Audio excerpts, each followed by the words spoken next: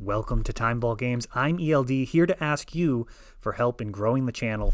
When we reach 2,500 subscribers, I'm going to be giving away a custom leather playmat to one lucky subscriber. So be sure to like and subscribe.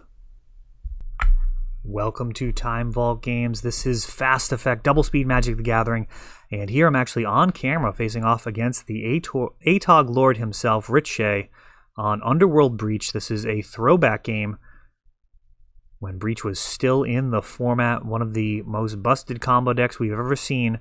Will Cephalid Breakfast be able to stand up to just one of the more degenerate cards? I can't believe it made it out of R&D. What were they thinking? The card is like a 2-mana Yawgmoth's Will with some upsides.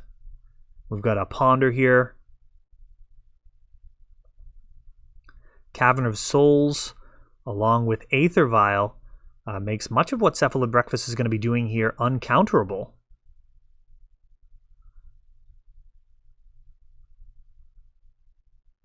And really, Orm's Chant, a very real threat against Cephalid Breakfast. If you do mill yourself out, you can get blown out by an Orm's Chant.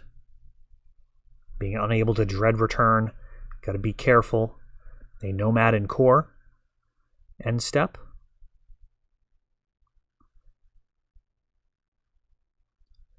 Cephalid Breakfast fetching. Grabbing an Underground Sea.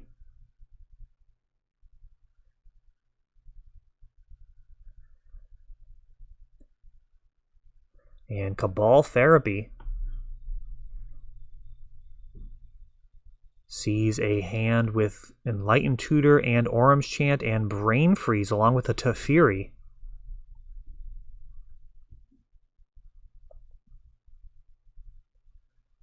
And Cephalid Illusionist.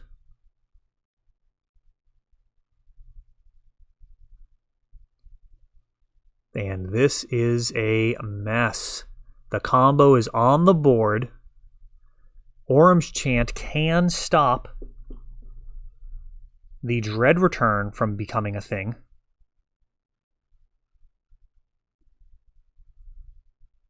But you've got to be careful with it, and he is going to throw out the Chant now.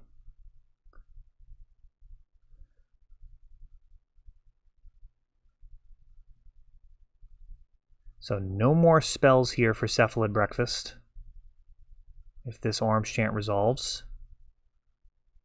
Just 1 damage coming in.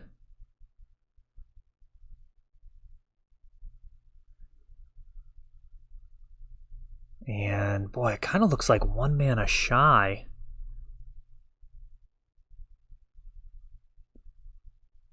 Enlightened Tutor finds the Underworld Breach. It is cast. Sacrificed. Lotus Petal, replaying it. Now getting the mana for Orm's Chant, or for Brain Freeze. And the graveyard is filling back up now. Lotus Petals being reused. And Orm's Chant. I don't know if that was actually cast. He may have cast Orm's Chant for protection. Otherwise, it may have just been delved. Oh, it would have been delved. No matter what. It's just a question of if he ended up using it for protection or if it just got discarded and then exiled to enable the escaping of cards with Underworld Breach. Lion's Eye Diamond now being recurred, and ultimately Brain Freeze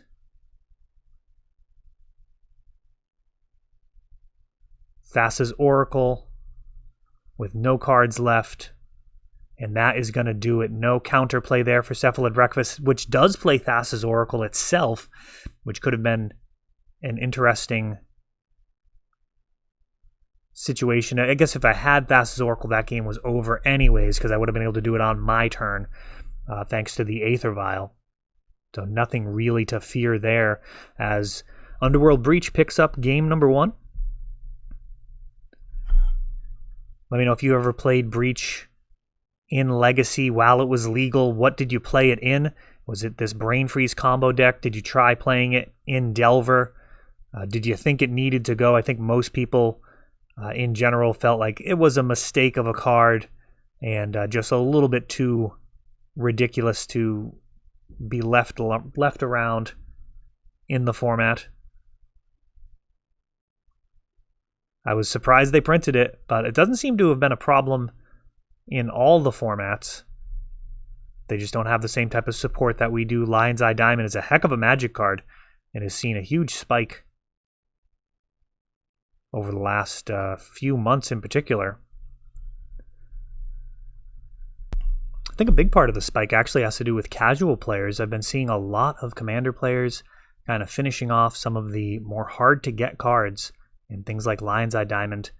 You only need one copy of it for a Commander player, so they kind of save up and they make it happen. It's pretty nice. It's reminiscent of getting the Power 9 back in the day. That was always a big thing for back then. Kind of any Magic player, kind of most people back in the day kind of aspired to play Vintage, to be able to play with Black Lotus and the Power.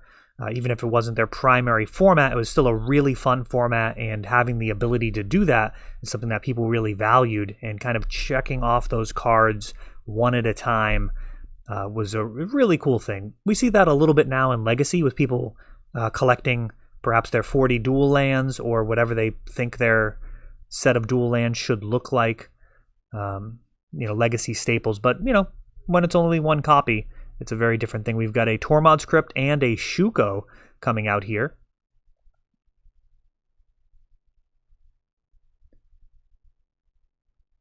A black border Tundra contrasting with this revised copy for Cephalid Breakfast.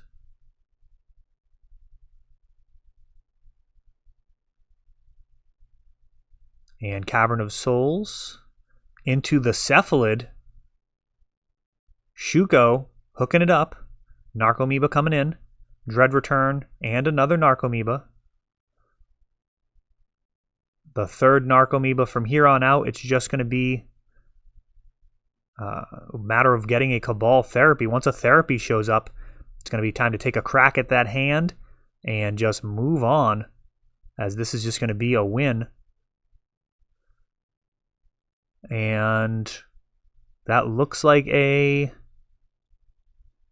Rich had a turn 2 win as well. Look at that. He would have had the Underworld Breach, Lion's Eye Diamond, crack it, play Brain Freeze on himself, and he actually would have won on the second turn there. So I guess it's a good thing that I did instead. So we got a game 3. Look at that. Cephalid Breakfast holding its own versus one of the most degenerate combo decks we've seen.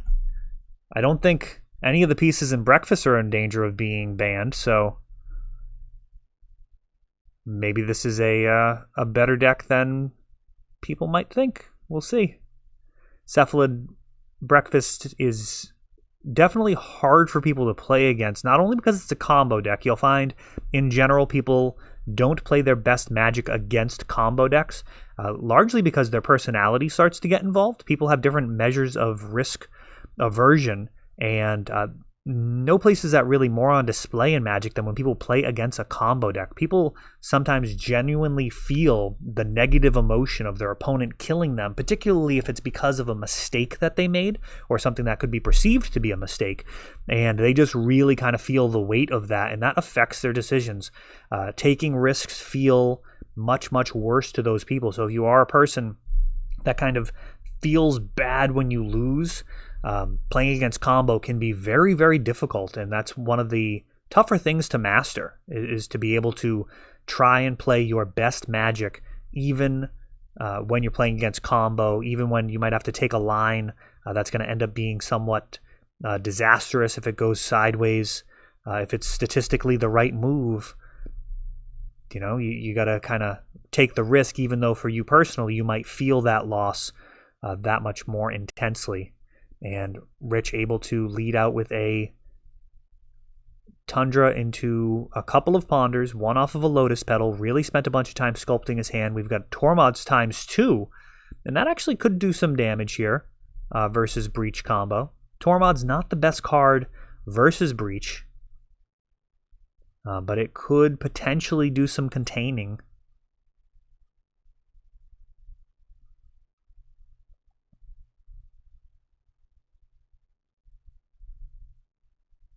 Yeah, Breach really, really wants to have a legitimate piece of graveyard hate. Aether Vial taken out with Seal of Cleansing. Interesting. I would have expected I would have expected perhaps a Tormod's Crypt, trying to get around both Tormods. Instead, we've got a Cephalid Illusionist. Is this actually going to stick?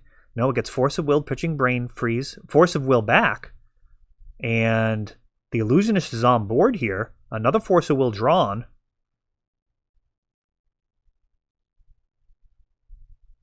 What is that card? Oh, that's the new exile a card from a graveyard card. Preordained. Let me know what that one is. I forget the name of it. It lets you draw a card, and it also Tormods. It's a little bit slower, costs 1 mana. Some of you know what I'm talking about. Let me know in the comments. A Nomad and Core, and passing the turn. Just Force of Will in hand. Narcomoeba coming in. Now this is during the end step. So getting some cards. There's another Narcomoeba. Assembling a squad here of 1/1s. Stopping the turn. Swinging for 4. So this graveyard hate on Rich's side, stopping the potential for the Dread Return kill, buying him some time, but he's getting hit down for 4 at a time. This is 2 more turns. And now a Brainstorm during the end step shows an Enlightened Tutor.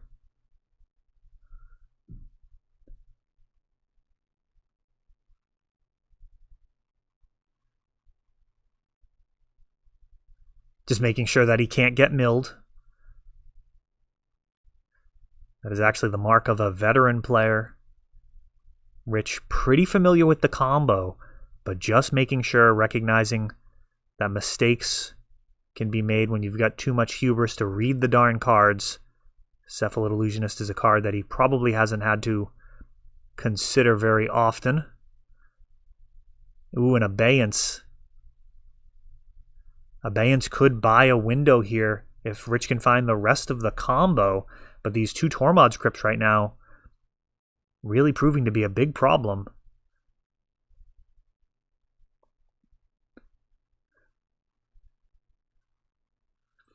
Now, Abeyance will actually stop Tormod's Crypts from working. 1 more turn. A Brainstorm during the end step. And he's going to be able to shuffle and get the ideal artifact or enchantment on top with this Enlightened Tutor.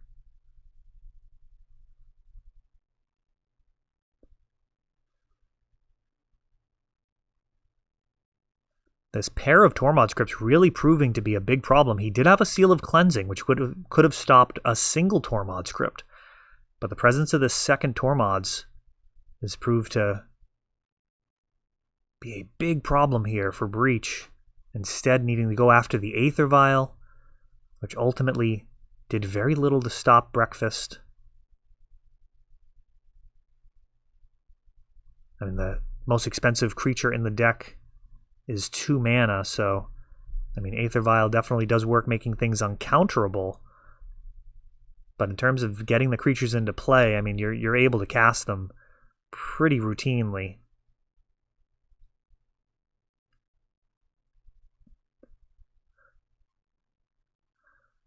Oh, this is very close. So let's see here. He's got some Lotus Petal. How is he going to rebuild? Is the big question. End of turn, Enlightened Tutor. Grabbing that Breach.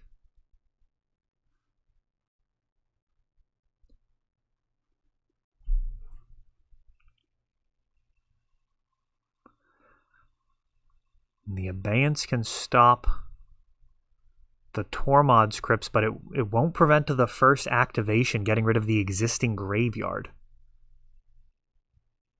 So,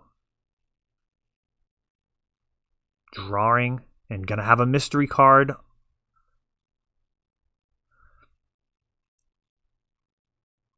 Oh, is that the Lion's Eye diamond? Lion's Eye is like exactly what he needs. Abeyance.